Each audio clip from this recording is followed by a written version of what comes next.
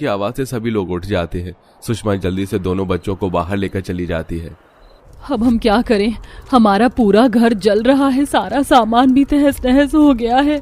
बहू, एक बक्सा तो बच गया है, जल्दी से जल्दी बाहर लेकर चलते हैं इसे।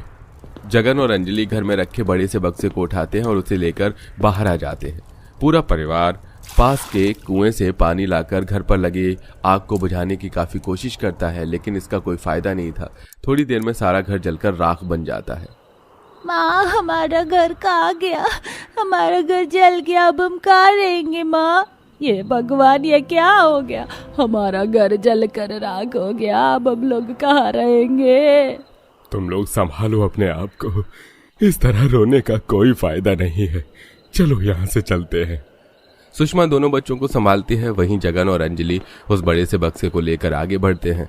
थोड़ी देर में चलते चलते पूरा परिवार एक बड़े से पार्क के पास पहुंच जाता है और अब सब वहीं बक्सा रखकर खड़े हो जाते हैं।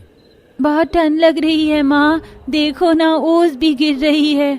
माँ, बहुत ज्यादा ठंड हो रही है, हमें कुछ तो उड़ा दो ना माँ। अपने दोनों बच्चों को ठंड से कांपता देख अंजलि जैसे ही बक्सा खोलती है तो उसमें सिर्फ उसे एक चादर मिलती है, जिसे वो अपने दोनों बच्चों को उड़ा देती है। पिताजी, अब हम लोग कहाँ जाएंगे? इन्होंने जो घर खर्च के लिए पैसे दिए थे वो भी आग में जल गए। अब हमारे पास एक भी रुपया नहीं है, क्या करें हम? पूरा परिवार इस बक्से के आसपास बैठ जाता है और अब सुबह होने का इंतजार करता है। सुबह होते ही अंजलि और जगन कई जगह पर जाकर मजदूरी का काम ढूंढते हैं, लेकिन उन्हें कहीं पर भी काम नहीं मिलता, जिसके चलते पूरे परिवार निराश होकर उस बक्से के पास बैठा होता है कि तभी वो सब देखते हैं कि हल्की हल्की बूंदा बारिश हो रही है। देखो ना माँ, कितनी तेज बूंदें गिर रही है, मैं तो भीग गई, बहुत ठंड लग रही है माँ। बूंद को देखकर लग रहा है कि बहुत तेज बारिश होने वाली है, अब मैं क्या करूं? अंजलि बारिश की वजह से परेशान हो रही होती है कि तभी उसे ख्याल आता है। अंजलि जल्दी से उस बड़े से बक्से को खोलती है और अपने दोनों बच्चों को उसमें बिठा देती है। तभी अंजलि देखती है कि बक्से पर अभी भी 3 से 4 लोगों की जगह खाली है। माँ जी, पिताजी, इस बक्से में तो अभी काफी जगह खाली है, आप लोग इसमें बैठ क्यों नहीं जाते? अरे बहू, हम इसमें कैसे बैठेंगे, हम बच्चे थोड़ी ना हैं।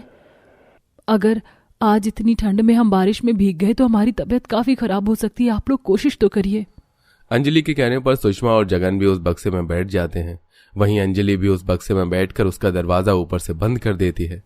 माँ जी, ये बक्सा तो अंदर से काफी सही है, देखिए ना, हम सब लोग आराम से बैठ भी गए हैं।